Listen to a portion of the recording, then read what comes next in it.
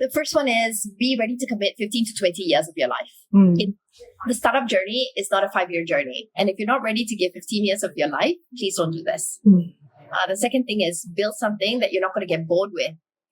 Because it's going to go through highs and lows, right? But if you don't even like your own industry, then you're dead. It's going to be the most painful experience of your life.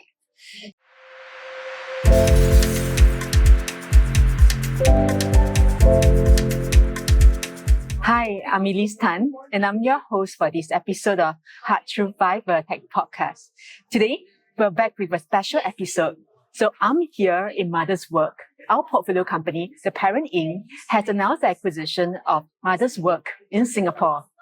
Today, I'm going to interview none other than Roshni Mahtani-Cheung. Roshni is the group CEO and founder of the Parentinc. The Parentinc reaches 35 million parents across Southeast Asia monthly. As a female sole founder, she is also very active in building up the startup community.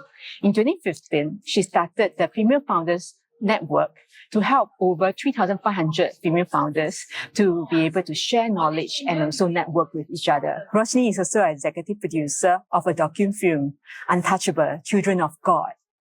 This is about how young girls are trafficked from Nepal to work in brothels in India.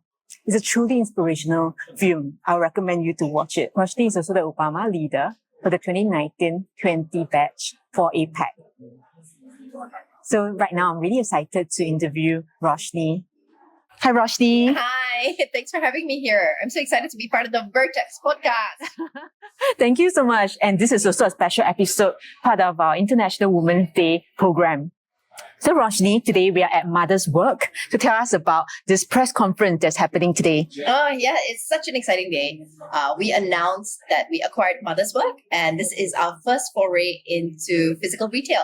So now, we've come a long way from what started off as a blog at the Asian Parent to then having our own brands, Mama's Choice, Little Ray, and now having physical retail, Mothers. And I think what's even more important is that it's a big day for Sharon, the founder and CEO of Mother's Work, where she's put her blood, heart, soul, and sweat, because she comes and joins our team as well. Yeah, and I feel like you are kind of helping her to continue her legacy and to build on it, right? So it's really amazing. Yeah, so, the question that people always ask you first will be, how did you come to start Parentinc or Asian Parent? I always say I'm an accidental entrepreneur, right? So my entrepreneurship journey did not start with me waking up and saying, hey, what's the biggest total addressable market that I can go after that is growing at a CAGR of like 50% year on year? No, none of those things, right? It really started off with the fact that what is it that women actually need when they transition into their life of motherhood? So it all started when I was a babysitter in New York City. I was babysitting these two beautiful children, 3 and 6, in the Upper East Side. And the way they were being parented was the complete opposite on everything I've ever seen. So it was a first-hand look on Asian parenting versus Western parenting. But the whole Asian parent got triggered when this little cute girl asked me, what's your favorite fruit? And I said, durian. And she says, what's that? And I started talking to her about durian. And then she said, I want to try. And besides the fact that in my head, I was going, where can I buy durian in New York City? But the next question was, can a 3-year-old eat durian? Is it too heaty for them? So, it was that first poignant question that made me go, let me start researching online. And I was very shocked and very, very upset to find that there wasn't much content for anything that was Asian related online. The world was being dominated by Western parenting information and how to raise your child.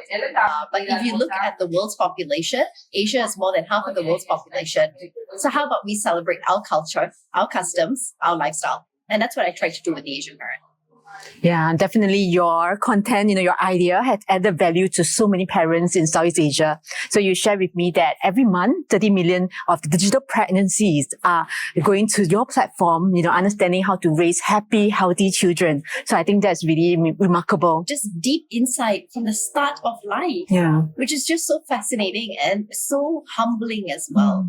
Yeah. And I can see that, how your company has grown over the years. And also now with going from digital to offline, it all makes sense. I think maybe just last year, you rebrand your business as Parentinc. And I think, that has a story behind it. Do you want to share with us? So when I first started off the company, it was called Tickled Media.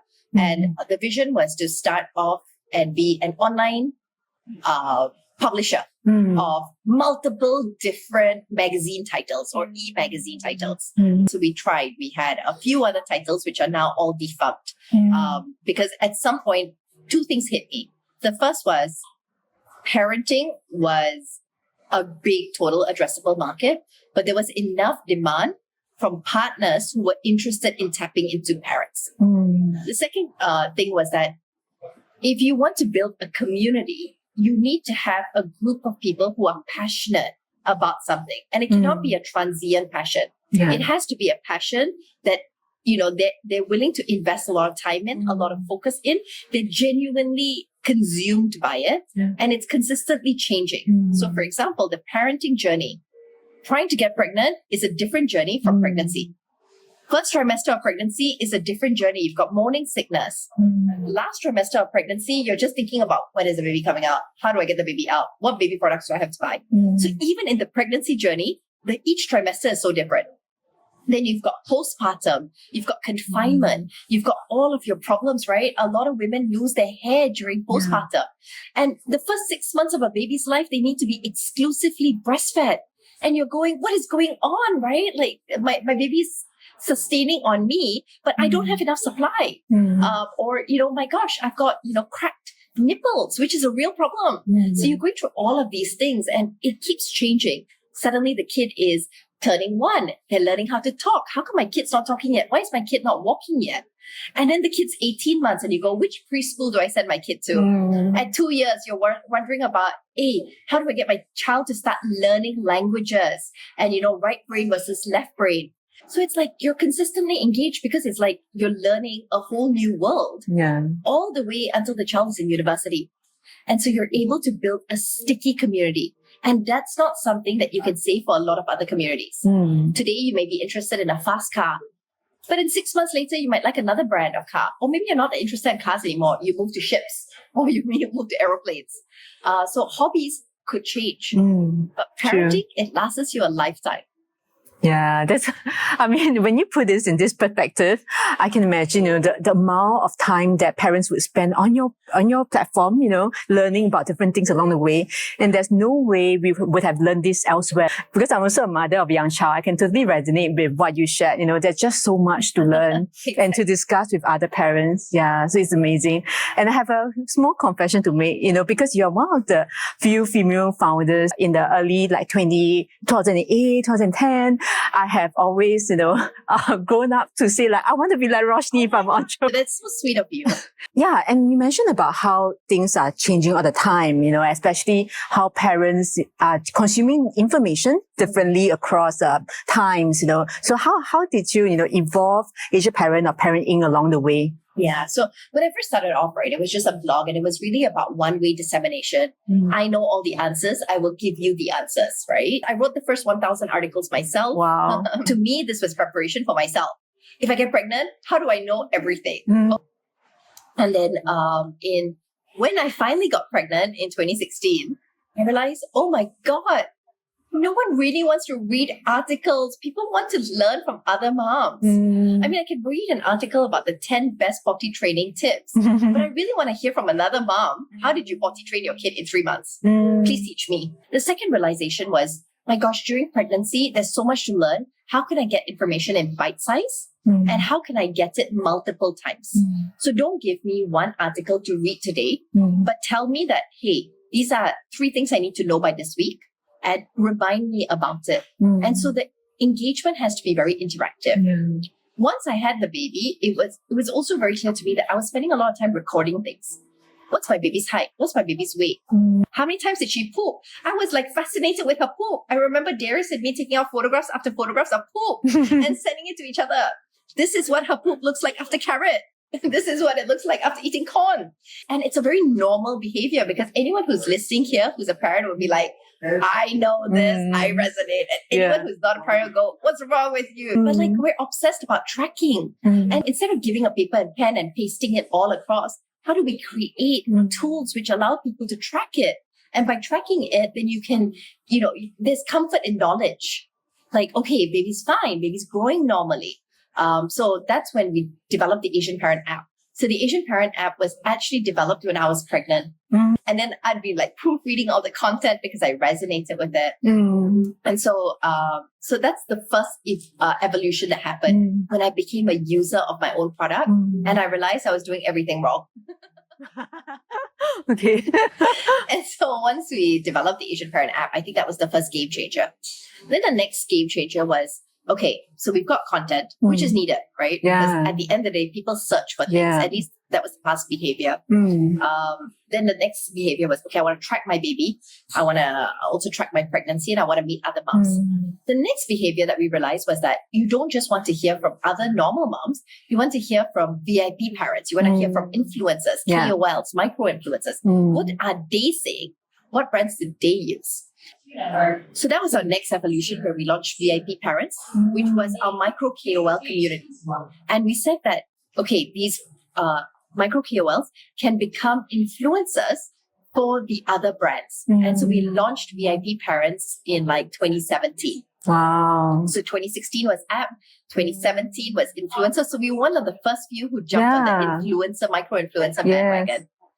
Then sometime around 2018, 2019, we realized that monetizing media is very hard because I had grown the largest community. And yet we were struggling with monetization.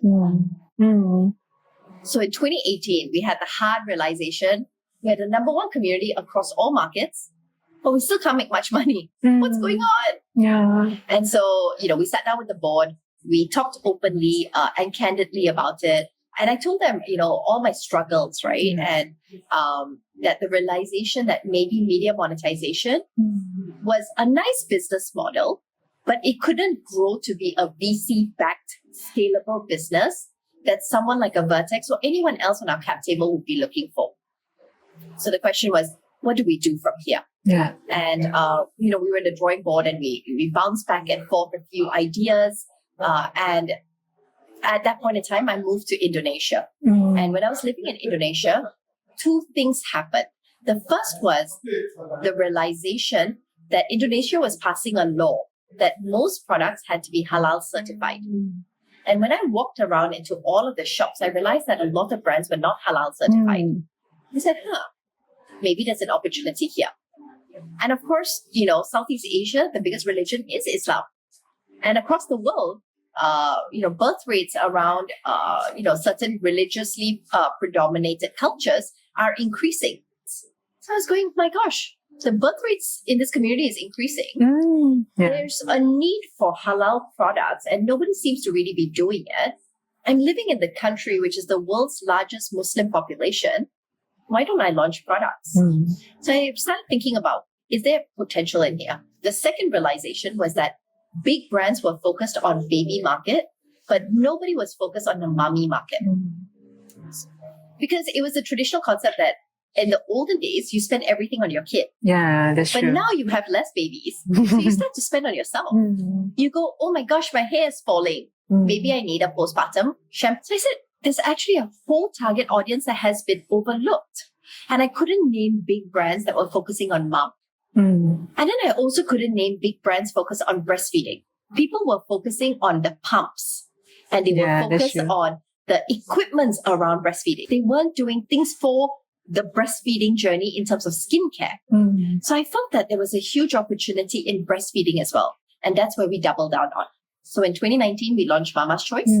Our first SKU was pregnancy toothpaste. Wow. And then pregnancy mouthwash. And then in 2020, sometime in February, we launched Stretch Mark Cream, which is now our hero product. And we started launching more and more and more products.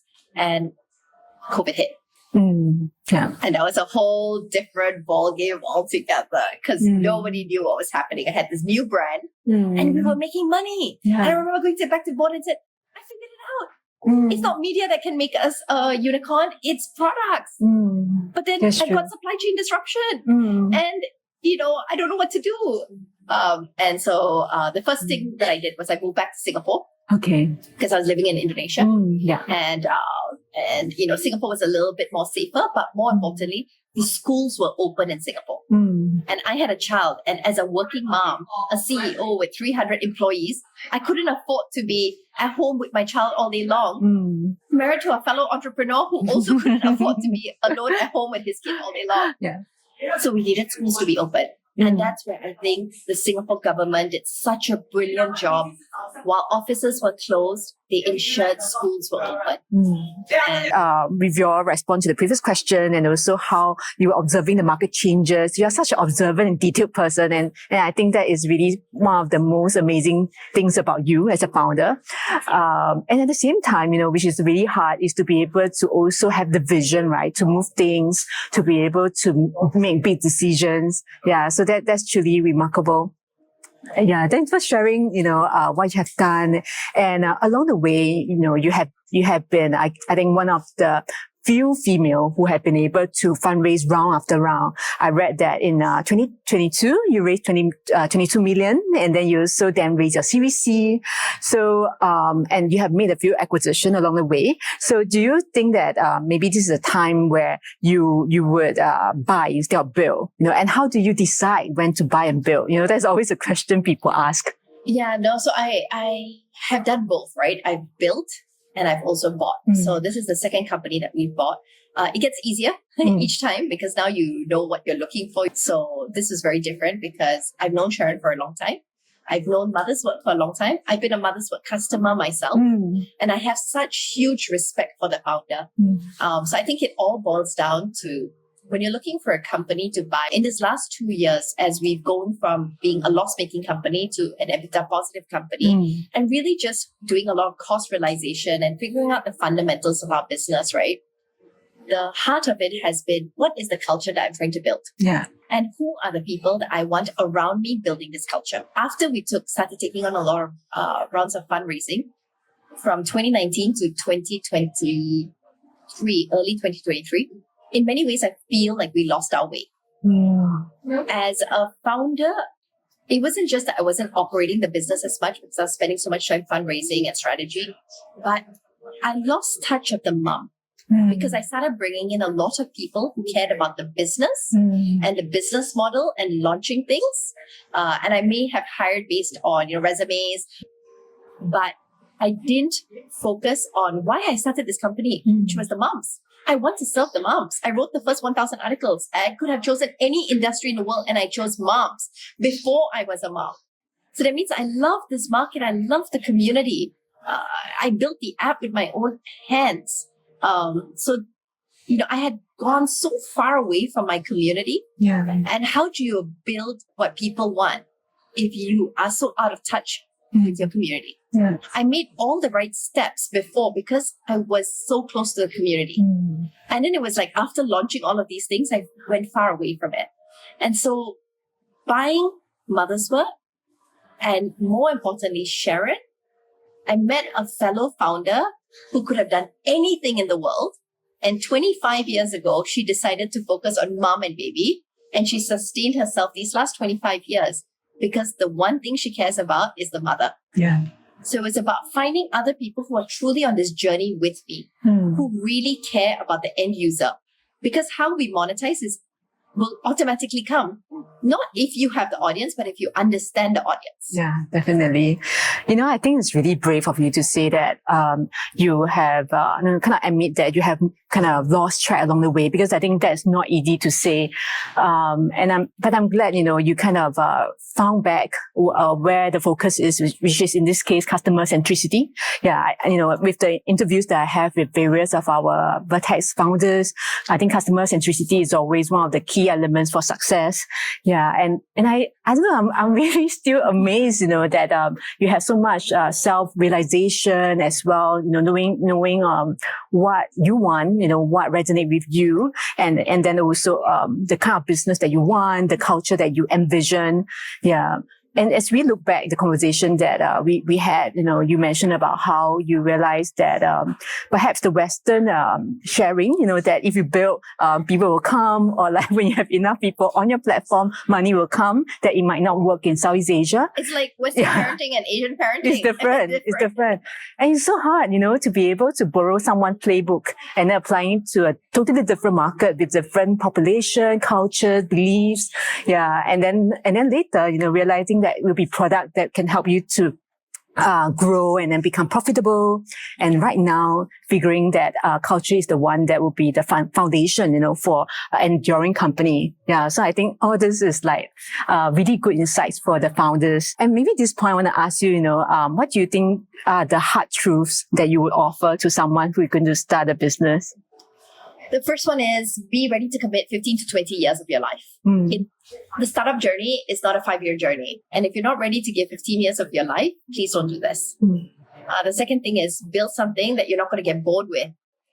Because it's going to go through highs and lows, right? But if you don't even like your own industry, then you're dead. It's going to be the most painful experience of your life.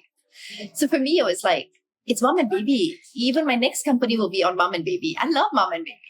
So I love this sector, right? So that's what sustains you. I think the third thing is really be honest with your board and be direct with your board. And there are times where your board knows a lot, but there are also times where your board knows absolutely nothing and they will take you the completely wrong direction. And you need to have confidence in yourself as CEO to stand up and say, I disagree with you. You're wrong. Because nobody knows actually what they're doing. Everyone's feeling it, but nobody knows your business the way you know your business. So don't get swayed by what different people tell you. But you must have a conducive working board. If board meetings are dysfunctional, then it's again going back to culture, right? It's the same thing as if your management meetings are dysfunctional because you have people who have different opinions and you can't get everyone aligned. The same way for your board, right? If you actually can't have your board being aligned with you, you're shooting yourself in the foot. So it's not about valuation. Valuation doesn't matter. Yes. It's a long game anyway. It's 15 years. Valuation going to go up, going to go down. But if you have a board that is not working with you, who doesn't trust you, and you can't be honest with, then you're in trouble. Yeah. So definitely. I would advise entrepreneurs that choose your investors very carefully. Please, for God's sake, hire a lawyer when you're looking at your term sheet and your SHA, and don't hire the cheapest lawyer. Hire lawyers who know what they're doing. So, and you might even end up after 15 years only owning 1% of your company. So, don't get over diluted, right? Because it's a long haul game. So, choose your investors correctly, hire a right lawyer, make sure that you don't give all investors board seats, and you only choose the investors that you can truly work with to be on your board. Fight to keep those investors on your board. Yeah, and you mentioned about having the right investors on board. Tell us about how did you get to meet Vertex? So I met Vertex. Vertex reached out to me because there were members of the Vertex team that was using the Asian parent. And I think Vertex had looked at the parenting space for quite a while. But I don't think Vertex just looks at sectors. They really, really focus a lot on the team. True. And, it was quite difficult because I'm a sole founder. So, and at that point in time, I didn't even have a kid, right? But the Vertex team was very forgiving on all of that, where, I'm not matching my target audience. Nor do I have like a team, right? Because their main thing was, Roshni, if you give you the money, will you hire? And I said, sure, I'll try. But what I can promise you is that I will not stop. If I've taken your money, I will work my butt off to give my shareholders a return on investment. So if it is in my control, I will make sure that this becomes an investment you're proud of. And I think, the most important thing was that I met with many different people at Vertex, all the way from Keylog to Juhok to Carmen, and to even members of Vertex who are no longer with you guys. And I could connect with every single one of them. And I felt that, Vertex as a company itself is so family friendly. I mean, look at Carmen herself. She's got 4 children, right? Yes. So she walks the talk. Yes. That you can be an amazing investment professional. You can be a partner in the fund, and you can rock motherhood in style. So it was a case of, wow, here I have someone I can look up to, someone who has who's older than me, has done more than me, who's willing to work with me, but at the same time not try to control me. And I think that was what brought Vertex and me together, because you guys were interested in the space, but you were also really looking at which founders do you want to back. And for some reason, I think, I'm very grateful for that. The Vertex team felt that they could count on me. And I'm sure we're very glad to have been working with you on this journey. Definitely it's not easy. You mentioned about the ups and downs, right? But, you are so strong as a female sole founder. I think really that's not easy. And as I look at the portfolio across the years, you might have been the one who started us feeling confident about, investing into sole founder who are females. Yeah. So after you, we kind of know how do we work with female founders, how do we help them go through the different phases in life? How do we help them to assemble people that can be around them so that the business run no matter what happens? Yeah. So thank you for that. Thank you. I'm really, really grateful to the Vertex team. So you've seen the ups, the downs, and I will never forget the fact that when I went to the board meeting to announce that I was pregnant, I was so stressed and so nervous, because I was like, how do I tell the board? I had created a whole business plan on Roshni's pregnancy. What's going to happen? When am I going to potentially go on maternity leave? What happens in scenario A, B, C? And, I was ready to present all of this. And then I said, guys, I have something to tell you. And the team was like, okay, well, what's going on, right? And I said, I'm pregnant. And there was no shocked faces or fallen faces. The first thing Juhok did was, congratulations. How many months along are you? And Cameron was like, oh, so exciting. Have you decided which doctor, OBGYN? They spent the next 30 minutes not going through my plan on how I'm going to survive my pregnancy and make this a viable business. Yeah, it is. And thank you so much for sharing this anecdote, because it's so important, to kind of be able to support the founder, not just because the business would bring us the profits, right? Would bring us returns for LPs, but also being able to be supportive of their journey. Yeah.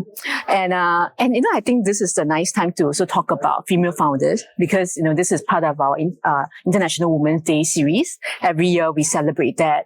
And this year even more, because we announced our fifth fund of 541 million, out of which 500 million we want to dedicate it to female founders or co-founders. Yeah, we're definitely looking to back more female founders in the region.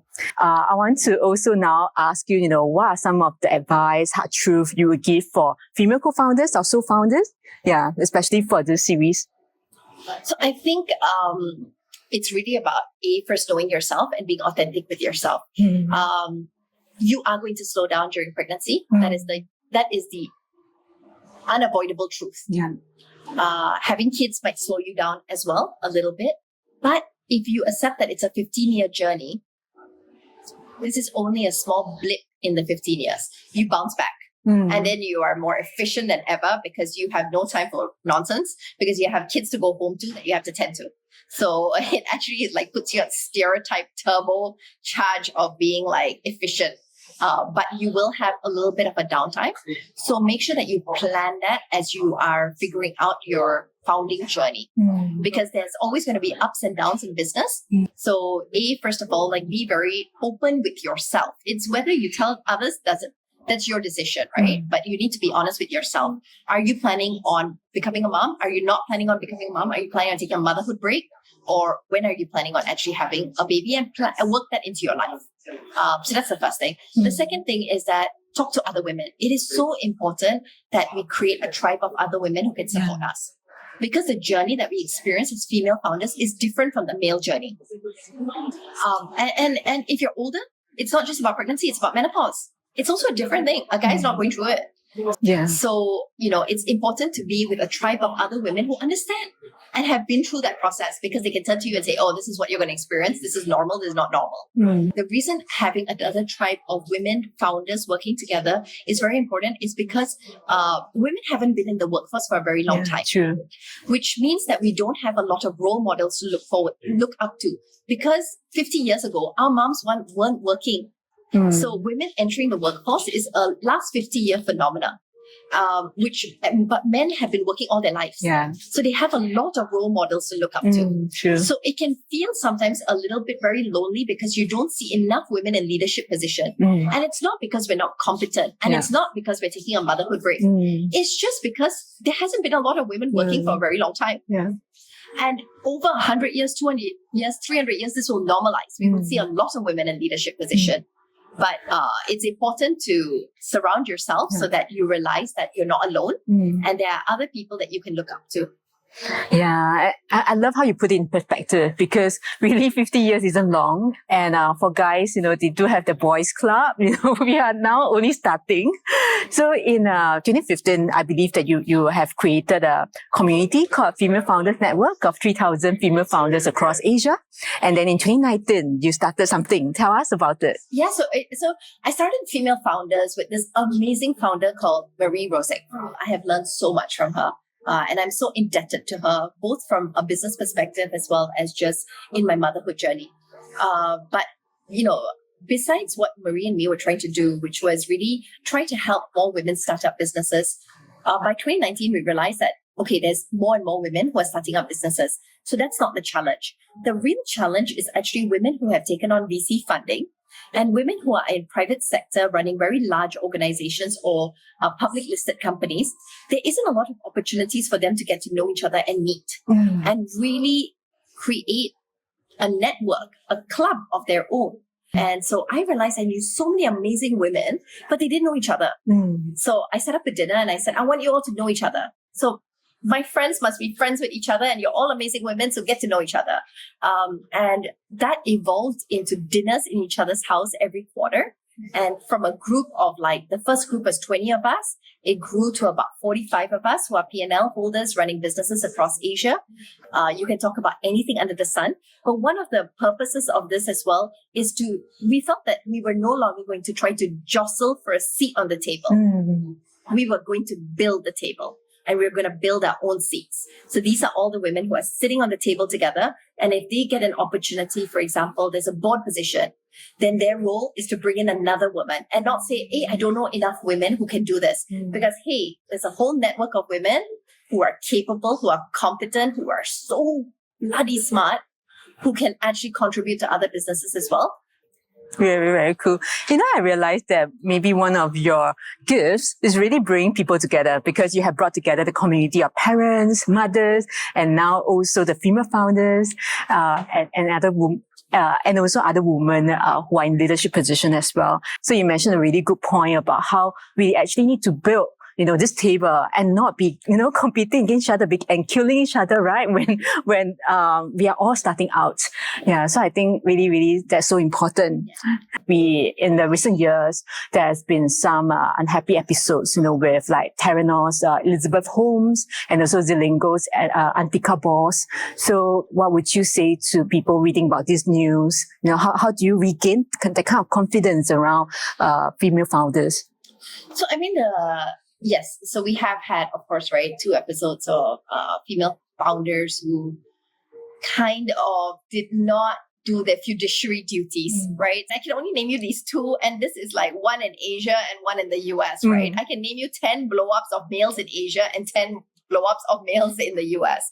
So the whole idea is that this is always going to happen. So I don't think it's a case of, it's a female or it's a male. There's always going to be a group of founders who are not aligned with their investors and or either end up cutting corners, etc. So even for us, over the years, we've had challenging years, where we're losing so much of money or we are not making enough revenue. Of course, it's tempting to just be like, oh my gosh, how do we sweep it under the carpet, right? But the whole idea is that for us, we never tried to fake GMV or whatever. It was a case of, go back to the board lah with tail between your legs saying, I tried, I really, really tried, but my numbers are like this jalat. Clearly I got a wrong strategy. So don't get angry at me on why I didn't deliver. Try to help me diagnose because we have put in the effort. We have worked our buttocks off. So, if we haven't achieved, it's not, I cannot be paiseh to come back to you to say I failed miserably, because the startup journey is all about punting. So it's all about saying that, hey, I'm betting on something and it could potentially grow into a unicorn. So we're going to make lots of mistakes. True. And sometimes you're just going to take lots and lots of Play-Doh and drop it right at the wall and something's going to stick. So, don't punish us when we make mistakes because that's how you get your outliers. Yeah. So I think it's about the ecosystem where VCs and investors really need to be very clear to their founders on their expectation. And founders also need to be very clear to the VCs on that, if you're looking for like hyper growth right from day one, I can't deliver it. Yeah. But if you're looking for, I'm going to work and consistently try to find how I can give you return on investment, you got to trust me on it. Yeah, you're very right to say that. Sometimes because female founders are among the few, when things go wrong, it tends to be more in the media compared to the counterparts. So that's hard to avoid. And like that, you also brought up about, the transparency and the kind of collaboration with the investors, not kind of hiding things under the carpet, because I think in the end, the truth always prevail. Yeah, I think it takes so much courage, and that's the right step, right? To be truthful and then to be able to work things out. I also want to ask you about something outside of, venture and investing and startups, which is, I come across a trailer of the docu-film, which is, the Untouchable Children of God that you have been an executive producer of. I saw the trailer and I was really touched about what you are shedding light on, which is the children, the young girls who are trafficked from Nepal and then working in the brothels of India. So I'm really curious, how did you come up with this idea? How did it all happen? It's always right time, right place, and people knowing what I'm passionate and interested in. I think there's no doubt about it. If it comes to do with anything to do with children, with women, with mom, sign me up. I'm interested. The case of Untouchable Children of God, it's just the whole idea that there could be young girls who are trafficked out of their bedrooms, stolen in broad daylight or in the middle of the night from their own safety of their own bedrooms and cross-border trafficked into a neighboring country, taken away from their families. It's crazy. And forced to be taking steroid injections so that they can develop more womanly body parts, and then sold to brothels to serve men.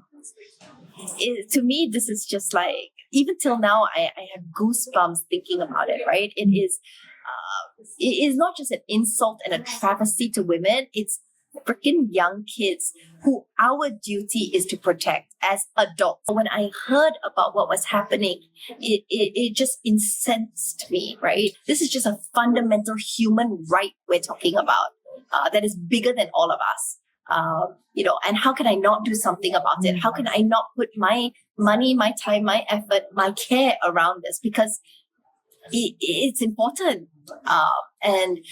At the same time, the director of the docu-movie, Grant Knightley, has brought together our different various skill sets. Some people were great with music, and some people, was able to help with distribution, some with camera filming, etc. And it was just really about what can we do? And we can't stop this epidemic from happening because this involves things that are bigger than us, right?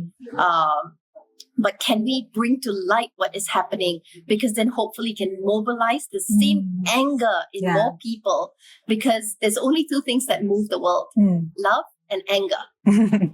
So for me, it was the love for these children, but it was anger on how vicious and degrading humans can actually be. And I was hoping that more people, by watching this film, would feel the same way and would help do something about this. Yeah. I mean, I only watched the trailer, but I was already really deeply affected by it.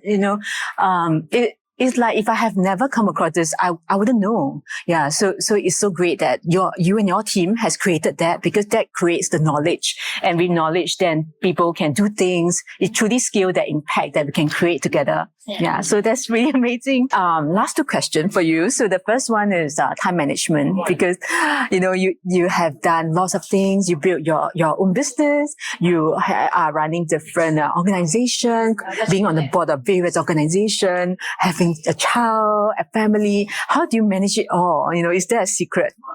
So there's no such thing as work-life balance. Work is life, life is work. So I think it was just being able to marry the fact that I bring my daughter for meetings.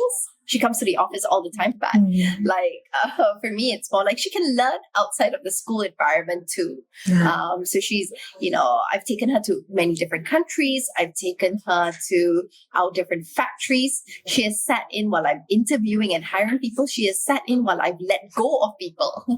She has sat in for board meetings. I remember there was this one time where I had to deliver something like investor updates, right? And Carmen called me and she said, hey, you haven't delivered your investor updates. We need to know your numbers. And my kid was super young and she was crying. And I said, Shan, she's not stopping to cry. And at the same time, I have to deliver this to you. And she said, okay, why don't you put, video cam, let me see, maybe I can help. And she sang to Shan and she did video camming with Shan just so I could have time behind my laptop to be able to send out my memo. She didn't tell me about this. This very interesting. You're always finding innovative solution to problem. And then last but not least, because this is the beginning of a new year, what lies ahead for Parentinc? What are some exciting plans? So, so now we've got the 4 parts of our business, right? So we've got the media and the community, and that will always be the heart of the company, right? At the end of the day, we are not a retail company. We are not an FMCG brand. We are a parent tech company. And at the heart of it is our community. So now that is sorted, and it's been sorted for many years, we've got the brands. So we've got Mama's Choice and Little Ray. We've got retail through Mother's Work, and we've got distribution of 25 other brands as well. So it's really about taking all of this and making sure it's working well with each other and expanding into more territories and more markets. So we'll be bringing Little Ray into all the other markets of Southeast Asia. Right now, Little Ray is only in Singapore. But Mama's Choice is available in 5 out of 6 of the markets we operate in. And then we are entering into physical retail in Vietnam, and we'll be entering into physical retail in more countries as well. So It's a busy year. Yes, sounds exciting. And we are really hopeful and happy for you. Thanks. Yeah. So thank you so much for your time. Thank you. Thank you for having me. Thank you for all More the sharing. power to Vertex.